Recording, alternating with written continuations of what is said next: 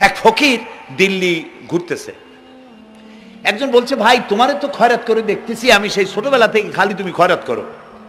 একটা জিনিস আপনারা মনে রাখবেন, গরিব, আজকে যারা গরিব পরিশ্রমের মধ্য দিয়ে কালকে তারা ধনী হতে পারে, কিন্তু যারা ভিক্ষুক, যারা ভিক্ষা করে, জিন্দেগিতে কোনোদিন তারা বড় হতে পারবে না।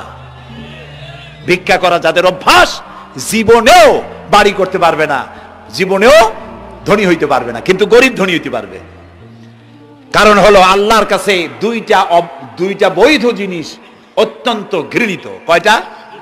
একটা হলো তালাক, আর একটা হলো ভিক্ষাবৃত্তি, মানুষের কাছে চাওয়া। আল্লাহ পছন্দ করেন না। তো ভিক্ষুক ঘুরতেছে, একটা লোক বলল, মিয়া তোমার তো সারা জীবনই খরচ করতে দেখি। খরচ করবো না, করবো কি? যার কাছে যাই সে দেয় 4 আনা 2 আনা 1 টাকা, এর বেশি তো দেয় না, তেই দিয়ে আমি কেমনে বড় লোক হবো? কয় যে তুমি বাদশারে চোখে দেখো না, বাদশারে চোখে দেখো না। কয় বাদশার কাছে কি আমার মতো লোক যাইতে পারে নাকি? কল না, যাইতে হবে, যাও। বাদশা একবার যাবা, এমন দেওয়া দেবে জীবনে আর তোমার খরচ করা লাগবে না। পাতি শিয়ালের পিছনে ঘুরে তো লাভ নাই, পাতি শিয়ালে খায় মুরগি, তোমার একটা ঠ্যাং দেবে, দাঁতের খেলালের কাজও হবে না। বাঘের পিছনে ঘোরো, বাঘে খায় গরু আর হরিণ, একটা রান দিলে তুমি 1 সপ্তাহ খাইতে পারবা। তো বলছে বাদশার কাছে যাও। তো বাদশারে পাবো কই? কই তো দেখলাম কেবল মসজিদে ঢুকলো। তারপরে ফকির গিয়ে দাঁড়ায় আছে বারান্দায়, দেখে যে উনি বাদশা ভেতরে বসে হাত তুলে আছে ভাবে, আর চোখ দিয়ে পানি পড়ে দাড়ি ভিজে ভিজে পড়তেছে। নামাজ শেষ করে, মোনাজাত শেষ করে বাদশা বেরিয়েছেন। কোন বাদশা? শাহজাহান। বাইরে আসার পর ফকির বলল, আসসালামু আলাইকুম বলে ফকির রওনা করছে। বাদশা বলে, দাঁড়াও, তুমি যে রওনা করলা, তোমার তো ভিক্ষুক মনে হয়, আর লোকেরা যারা ভিক্ষুক না তারাও তো আমার কাছে চায়, আর তুমি তো ভিক্ষুক, চাইলে না কেন কিছু? ভিক্ষুক বলে, জাহাপানা, আমি কিছু চাইতে এসেছিলাম আপনার কাছে, কিন্তু আপনার করুণ অবস্থা দেখে আমার জ্ঞানের চোখ খুলে গিয়েছে। আমি দেখতে পেলাম আমি যার কাছে চাইতে এসেছি, আমি তো কান্দি না, হাতও পাতি নাই। যার কাছে চাইতে আসলাম দিল্লির সম্রাট, আবার কোন সম্রাটের কাছে হাত পেতে ভিক্ষুকের মতো কি জানি চায়, আর চোখ দিয়া পানি পড়ে দাড়ি ভিজে ভিজে পড়ছে। আমার জ্ঞানের চোখ খুলে গেছে, দুনিয়ার বাদশার কাছে আর চাইব না। বাদশা কান্দে যে বাদশার কাছে, তার কাছেই চাইব। প্রিয় ভাই সব, এই জন্যে জিহ্ন সাফ করে ফেলুন। দুনিয়ার কোনো মানুষের জন্য, মানুষের কাছে নয়, কোনো কবরে নয়, কোনো কারো কাছে নয়, আল্লাহ তাআলার কাছেই আমরা নামাজের মধ্যে ঘোষণা করেছি, ইয়্যাকা না'বুদু ওয়া ইয়্যাকা নাস্তাঈন। আল্লাহ তাআলা, তোমার একমাত্র ইবাদত করি, তোমার কাছেই সাহায্য চাই। কাজেই সাহায্য আল্লাহর কাছে। কার কাছে চাইবো বলেন? আল্লাহ আমাদের ঈমান পোক্ত করে দিন। আমরা বলি আমিন, আমরা বলি আমিন।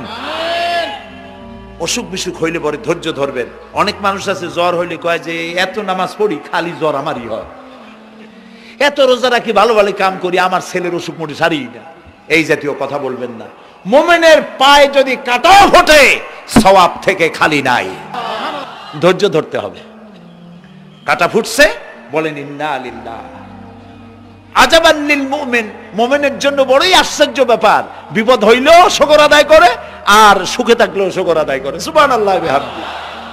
বিপদ আসলে সে বলে ইন্না লিল্লাহি, বলেন ইন্না লিল্লাহি ওয়া ইন্না ইলাইহি রাজিউন। আর যখন শান্তি আসে বলে আলহামদুলিল্লাহ। দুই অবস্থায় তার জন্য নিয়ামত আল্লাহর তরফ থেকে সে পায়, আলহামদুলিল্লাহ। প্রিয় ভাই সব, তো আল্লাহর উপর ঈমান আনার জন্য কয়টা শর্ত বলছি না? এই যে প্যাচ লেগে গেছে, কয় যে 3টা। আল্লাহর উপর ঈমান আনার জন্য শর্ত কয়টা? 4টা। 4টার বলছি কয়টা? 2টা। আরেকটা হচ্ছে আল্লাহর কুদরত, এ বিশ্বাস করা। আল্লাহর কুদরত মানে শক্তি। আল্লাহর কিছু বিশ্বাস করবেন, বলেন জোরে? শক্তি। আকাশ এবং জমিনে শক্তিশালী কে? কিন্তু আমার দেশের জনগণ, কিছু কিছু রাজনীতিবিদরা বলে জনগণই নাকি সকল ক্ষমতার, সকল শক্তির উৎস। কি পাগল! তুমি ক্ষমতার উৎস? নাকের মধ্যে ময়লা, দাঁতে ছাতা, পেটের মধ্যে দুর্গন্ধ ভরা, ক্ষমতার উৎস। আশ্চর্য কথা, এই যে ক্ষমতার উৎস, হাজার হাজার লোক এখানে বসা, দুইটা ভাউয়া ব্যাংক যদি দুই কোণা দিয়ে ঢোকে, ভাউয়া ব্যাংক চেনেন? বিগ সাইজের ব্যাংক, দুইটা যদি দুই দিক দিয়ে ঢোকে লাফাইতে লাফাইতে, সামনে যারা আছে এমনি লাফাবে। অন্তত টঙ্গী তামিরুল মিল্লাত মাদ্রাসা ছাড়াইয়া তারপরে ফিরে তাকায় বলবে, ভাই আমরা দৌড়াই কেন? ব্যাংকের সামনে অসহায়, বল্লা ভীমরুলের সামনে অসহায়, সাপের সামনে বিচ্ছুর সামনে অসহায়, তারা কয় সকল ক্ষমতার উৎস জনগণ। কপাল পোড়া, ক্ষমতার উৎস জনগণ নয়। এটা কোরআনের সাথে কন্ট্রাডিকশন হয় এ কথায়। আল্লাহ বলেছেন আন্নাল কুওয়াতা লিল্লাহি জামিয়া, সকল ক্ষমতার উৎস কে? চিল্লায় বলো ক্ষমতা কি দেখছেন? মাত্র 1.5 মিনিট। কয় মিনিট? মাত্র 1.5 মিনিট। আল্লাহ বলেছেন কোন? সাথে সাথে তামিলনাড়ু, মালয়েশিয়া, ইন্দোনেশিয়া, থাইল্যান্ড, মালদ্বীপ, শ্রীলঙ্কা, 2 লক্ষ লোক শেষ, 1 লক্ষের খোঁজ নাই। সমুদ্রের পানি 33 ফিট উঁচু হয়ে এসছে। সুবহানাল্লাহ কই ইচ্ছে করে না? বিজ্ঞানীরা বলেছেন ভারত মহাসাগরের তলদেশে ফাটল ধরেছে, ওর কয়েক কিলোমিটার নিচে ভূমিকম্পের উৎপত্তি হয়েছে। ভারত মহাসাগরের পানি 3 হাত না 4 হাত, কত কিলোমিটার আল্লাহই জানে। এই কয়েক কিলোমিটার নিচে যে মাটি, সেই মাটিরও কয়েক কিলোমিটার নিচে ভূমিকম্পের উৎপত্তি। এখান থেকে ভূমির কম্পন হয়েছে, সেই ভূমিকম্পে সমস্ত মহাসাগরের মধ্যে, ভারত মহাসাগরের মধ্যে জলকম্পন শুরু হয়েছে। পানির কম্পন, মাটির কম্পন একসাথে 4 তলা পরিমাণ উঁচু হয়ে পানি চলে আসছে। বাড়ি গাড়ি সব কিছু খড় কুটার ন্যায় সব উড়িয়ে দিয়েছে। এগুলোরে কপাল পোড়া নাস্তিক যেগুলি, তারা বলে প্রাকৃতিক দুর্যোগ। ওর বাপের মাথা। আচ্ছা, প্রাকৃতিক দুর্যোগ, প্রকৃতি কি? কোন জন্তুর নাম? প্রকৃতি কোন জন্তু জানোয়ারের নাম? প্রকৃতি নিজে চলে না কেউ তাকে চালায়? কে চালায়? কপাল পোড়ারা তা বোঝে না। বিশ্ববিদ্যালয়ের শিক্ষক হয়েছে তো, আল্লাহ দিয়ে আসি কোথায়? তবে সব খারাপ না, ভালো আছে আলহামদুলিল্লাহ।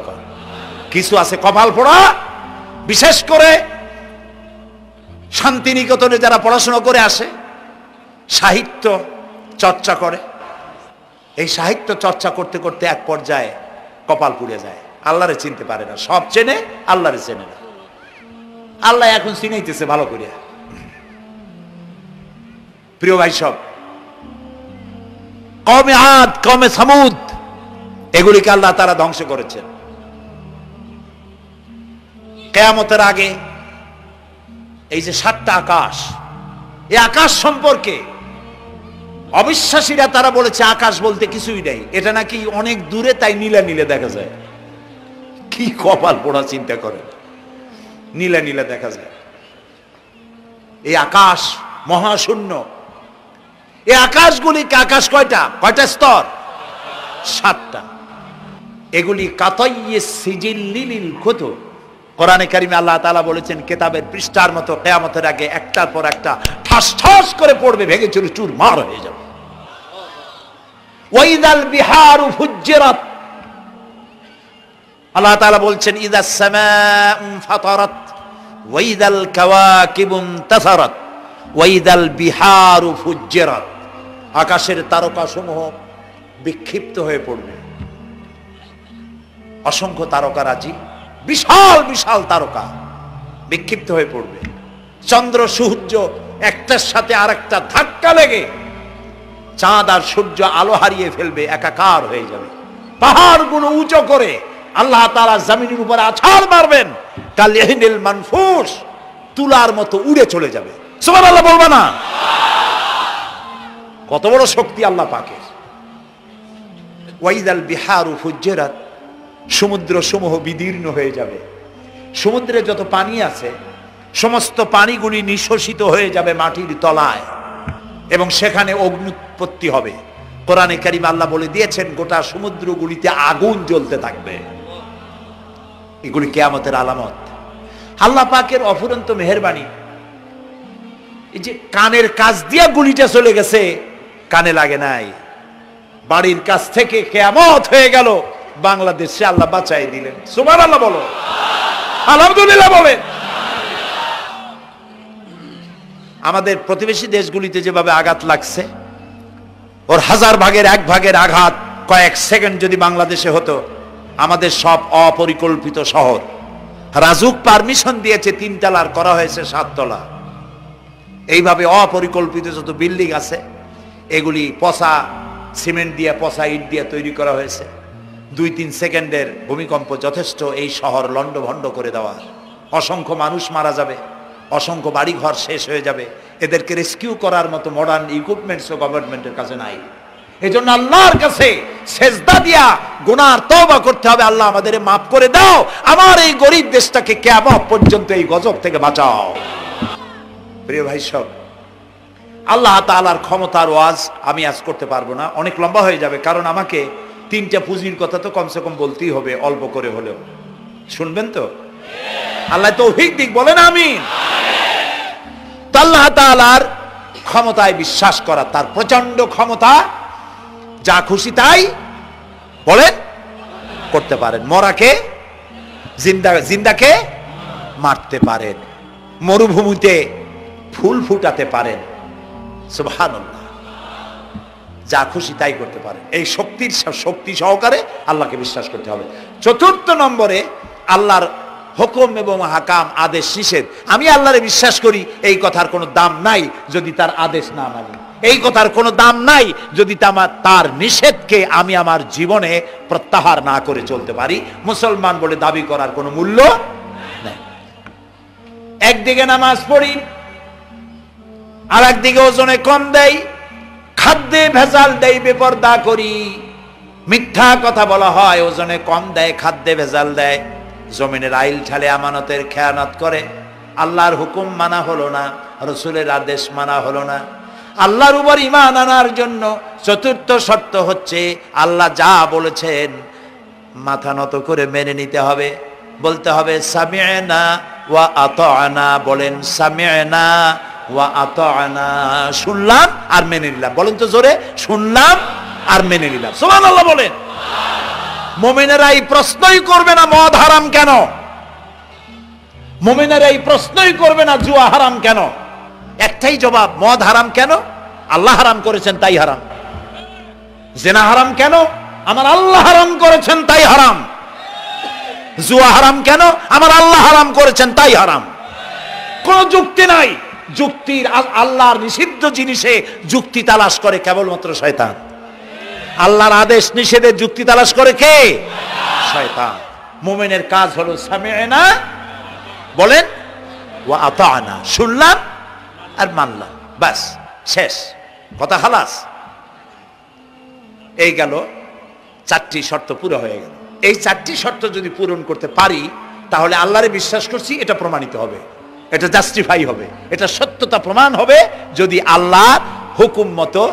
1 নম্বরে হলো, আমি আবার কথাটা প্যাকেট করে দিই যাতে করে আপনারা বাড়ি নিয়ে যাইতে পারেন। আল্লাহর উপরে ঈমান এনেছি, এই কথাটাকে কমপ্লিট করার জন্য শর্ত কয়টা? 4টা। 1 নম্বরে আল্লাহর অস্তিত্বে বিশ্বাস, বলেন আল্লাহর অস্তিত্বে বিশ্বাস। 2 নম্বরে আল্লাহর গুণাবলীতে বিশ্বাস। 3 নম্বরে আল্লাহর ক্ষমতায় বিশ্বাস। 4 নম্বরে আল্লাহর আদেশ এবং নিষেধে বিশ্বাস, মান্য করে চলা। আল্লাহ যেন এই তৌফিক আমাদের দেয়, বলেন আমিন। আল্লাহ রাব্বুল আলামিন দুনিয়ায় শান্তি, আখিরাতে জাহান্নাম থেকে মুক্তি দেওয়ার জন্য আল্লাহ পাক আমাদেরকে একটা ব্যবসার কথা বলেছেন। ওই ব্যবসায় পুঁজি কয়টা? বলেন। 3টা পুঁজি। বলছি কয়টা? দেখেন যে কেমনি প্যাঁচ লাগে। বলছি মাত্র একটা, সে একটা ডাল বাইর করছি 4টা। এবার আসেন মূল পয়েন্টে। এবার দ্বিতীয় পয়েন্ট, রসুলের প্রতি ঈমান। আমরা তো রসুলের প্রতি ঈমান আনছি কিনা বলেন? রসুলের প্রতি ঈমান এনেছি। আমাদের এই ঈমান যথেষ্ট নয়, কারণ আমাদের ঈমান হলো রবিউল আউয়াল মাসে ঈমান তাজা হয়, ঠিক না? ঠিক না? রবিউল আউয়াল মাস যখন আসি, ব্যানারটা নাই, শামিয়ানা টানাই, রাস্তাগুলিতে ফ্ল্যাগ লাগাই, আর আলোক সজ্জা করি। মন্ত্রীরা আসেন, নেতারা আসেন, সিরাতুন নবী মাহফিলে দাঁড়ায় বলেন নবীর আদর্শ অনুসরণ করা ছাড়া উপায় নাই। অথচ ওনার পা থেকে শুরু করে মাথা পর্যন্ত নবীর আদর্শ নাই। আবার এই নেতা রামকৃষ্ণ মিশনে, রামকৃষ্ণ পরমহংসদেব তার মঞ্চে গিয়ে বলেন রামকৃষ্ণের নীতির ছাড়া বিকল্প কিছুই নেই। আবার গৌতম বুদ্ধের জন্মবার্ষিক উদযাপনের জন্য সেখানে গিয়ে বলেন গৌতম বুদ্ধের অহিংস নীতি অনুসরণ করা ছাড়া জাতির যোগীনাথ হওয়ার আর কোনো পথ নাই। যেখানে যায় সেই জায়গার বুলি ধরে। রবিউল আউয়াল মাস আসতে পারে, আলোকসজ্জা করে ইয়া নবী সালামু আলাইকা, ইয়া রাসূল সালামু আলাইকা। এরপরে গরম গরম জিলাপি রাসূলুল্লাহকে বুঝায় দেওয়া হলো, হে রাসূল আপনি তাকিয়ে দেখেন কত মহব্বত আপনারে করি, আপনার মহব্বতের জন্য আমাদের শহরের কোনো মিষ্টির দোকানে আর মিষ্টি নাই, সব আমরা খাইয়া শেষ করছি। এই হলো মহব্বত। এই মহব্বতে এই ইমানে কাজ হবে না। এই ইমানে বলেন কাজ হবে না। কোন ইমানে কাজ হবে? রাসূলের প্রতি ইমানের অর্থ কি? এর অর্থ হচ্ছে নবী করিম সাল্লাল্লাহু আলাইহি ওয়াসাল্লাম আমাদের রাসূল, আমাদের নেতা। আমাদের রাসূল আমাদের নেতা, আমরা তার উম্মত, তার অনুসারী। অনুসারীর কাজ কি? নেতার পূর্ণাঙ্গ অনুসরণ করণ। রাসূলুল্লাহর আনুগত্য করতে হবে, এটা কে বলেছেন? আল্লাহ রাব্বুল আলামিন সূরা আলে ইমরানের মধ্যে বলেছেন কুল ইন কুনতুম তুহিব্বুনাল্লাহা ফাত্তাবিউনি ইউহিব্বুকুমুল্লাহ ওয়া ইয়াগফির লাকুম যুনুবাকুম আল্লাহু গফুরুর রহিম। হে নবী আপনি বলুন, তোমরা যদি আল্লাহকে ভালোবাসো তাহলে তোমার কাজ হচ্ছে, তোমরা যদি আল্লাহকে ভালোবাসো তাহলে তোমরা আমার আনুগত্য করো, আমার অনুসরণ করো। কার? রাসূলের। বলেন কার? রাসূলের অনুসরণ যদি তোমরা করো, খেয়াল করে শুনতেছেন তো? আল্লাহ তাআলা বলছেন নবী আপনি বলেন তোমরা যদি আল্লাহকে ভালোবাসো, তোমাদের এই দাবি যদি সত্য হয় তাহলে আমার অনুসরণ করো, আমার আনুগত্য করো। আমার অনুসরণ, আমার আনুগত্য করলে পরে তোমাদেরকে আল্লাহ রাব্বুল আলামিন ভালোবাসবেন এবং তোমাদের তামাম জিন্দেগীর সমস্ত গুনাহ খাতা আল্লাহ তাআলা মাফ করে দিবে। আমরা কি গুনাহ মাফ করাইতে চাই? বলেন চাই? আসুন রাসূলের আনুগত্য করুন। রাসূলের আনুগত্য কিরকম? রাসূল যেভাবে মোস কাটছে আমরা সেইভাবে মোস কাটবো। তিনি দাড়ি যেভাবে রাখছেন আমরা সেইভাবে রাখবো। তিনি চুল কাটছেন যেভাবে সেইভাবে করব। তিনি পায়ের নখ, হাতের নখ যেভাবে কাটছেন সেইভাবে করব। তিনি যেভাবে বিবাহ করেছেন সেই সুন্নত অনুযায়ী বিবাহ, তিনি যেভাবে দেশ চালাইছেন সেইভাবে দেশ চালাবো। রাসূলের অনুসরণের অর্থ শুধু এই নয় যে তিনি যেভাবে সুরমা লাগাইছেন আমি ওইরকম সুরমা দেব, তিনি যেভাবে কদু খাইছে আমিও কদু খাবো, এটা নয়। এটা নয়, শুধু রাসূলের আনুগত্য হবে মুরগির ফার্ম থেকে শুরু করে জাতিসংঘ পর্যন্ত, জীবনের সব ক্ষেত্রে। আর বিশ্বাস করতে হবে তিনি শেষ নবী, তারপরে আর কোন নবী আসবে না। আল্লাহ রাব্বুল আলামিন সূরা আহজাবের মধ্যে বলেছেন মা কানা মুহাম্মাদুন আবা আহাদিম মির রিজালিকুম ওয়ালাকির রাসূলুল্লাহি ওয়া খাতামান নাবিয়্যিন। মুহাম্মদ সাল্লাল্লাহু আলাইহি ওয়াসাল্লাম তোমাদের কোন পুরুষদের পিতা নন, তিনি আল্লাহর রাসূল এবং তাকে দিয়ে নবুয়তের মিশনকে খতম করে দেওয়া, কমপ্লিট করে দেওয়া হয়েছে। আর কোন নবী? রাসূলুল্লাহ বলেছেন লা নাবিয়্যা বাদি ওয়ালা রাসূল, আমার পরে আর কোন নবী আসবে না, রাসূল আসবে না। কথা বুঝে আসছে? আল্লাহর নবীর পরে আর কোন নবী হবে না।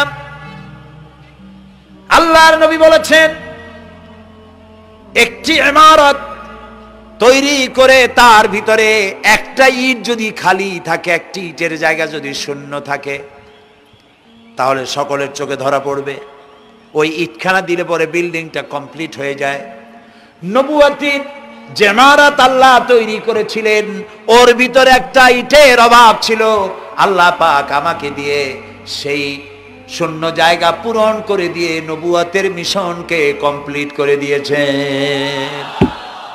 রাসূলুল্লাহ বলেছেন আমার পরে আর কেউ নবী হবে না।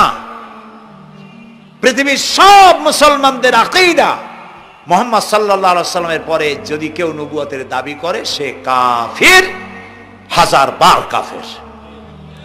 তারা যারা তাকে যারা নবী মানবে তারাও।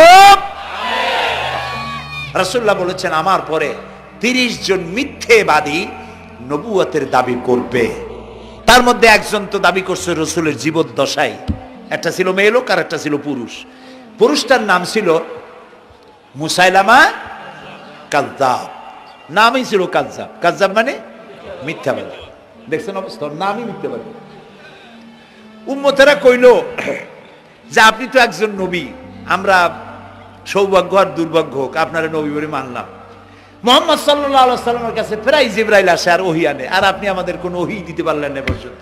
কয় যে কেবল না নবী হইলাম, অপেক্ষা করো, ওহী আসবে না। বেশ কিছুদিন যাওয়ার পর খুব চিন্তা ভাবনা করে কয় যে ওহী একটা আসছে।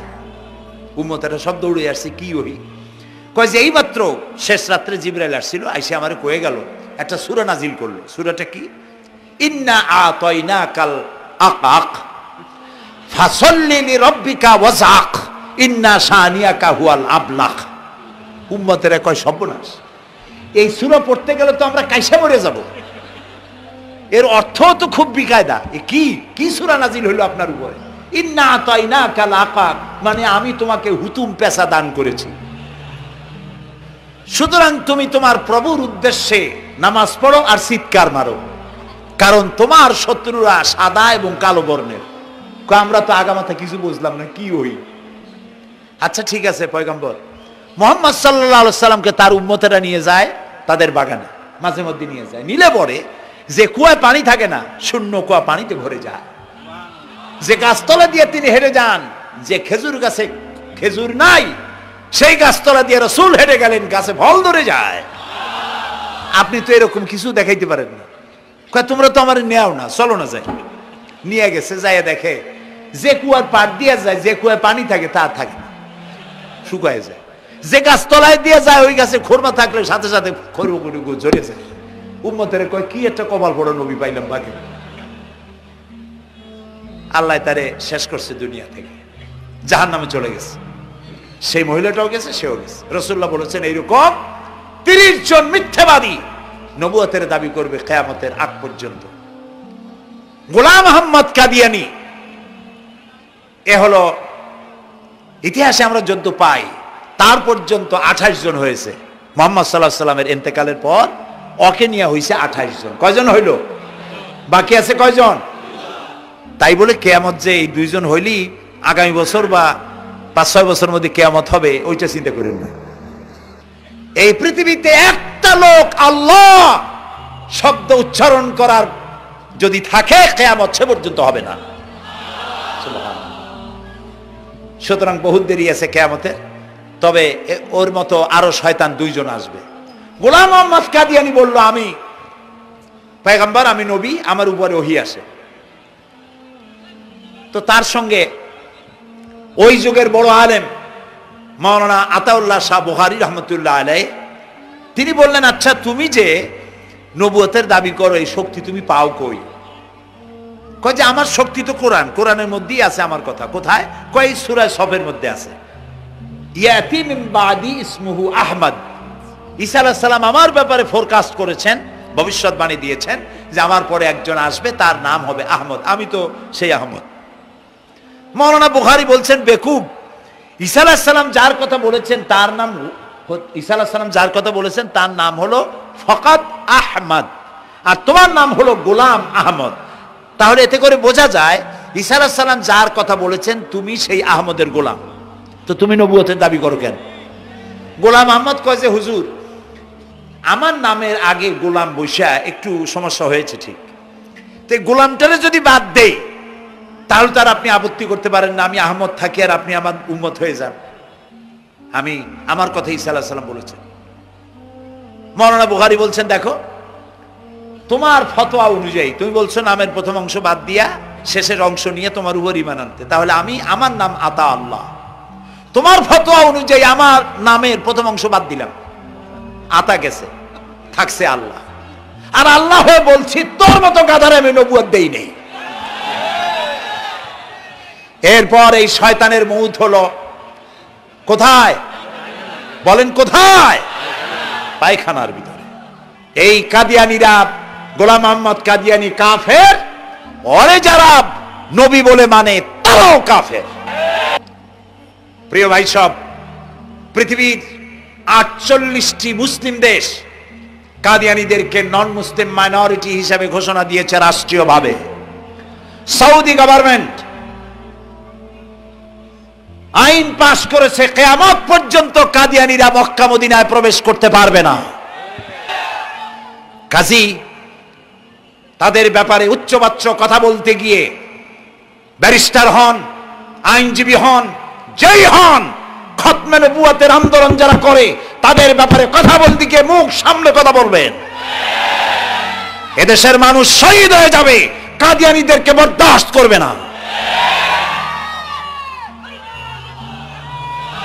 আমাদের দেশে হিন্দু, থামুন, আমাদের দেশে হিন্দু, খ্রিস্টান, বৌদ্ধ আমাদের দেশের নাগরিক অধিকার ভোগ করে না? আমাদের সমান নাগরিক অধিকার তারা ভোগ করে। কাদিয়ানীরাও হিন্দু খ্রিস্টানদের মতো নন মুসলিম মাইনরিটি হিসেবে এদেশে বসবাস করে নাগরিক সুবিধা ভোগ করবেন, কোনো অসুবিধা নাই। কিন্তু আপনি মুসলমান বলে দাবি করবেন না, শেষ নবী মানবেন না, আমরা এই ব্যাপারে কিয়ামত পর্যন্ত আপোষ করব না। কেবলমাত্র মূর্খ, দালাল, হারামখোর তারাই কাদিয়ানীদের পক্ষ অবলম্বন করতে পারে, ইমানদারেরা পারে না।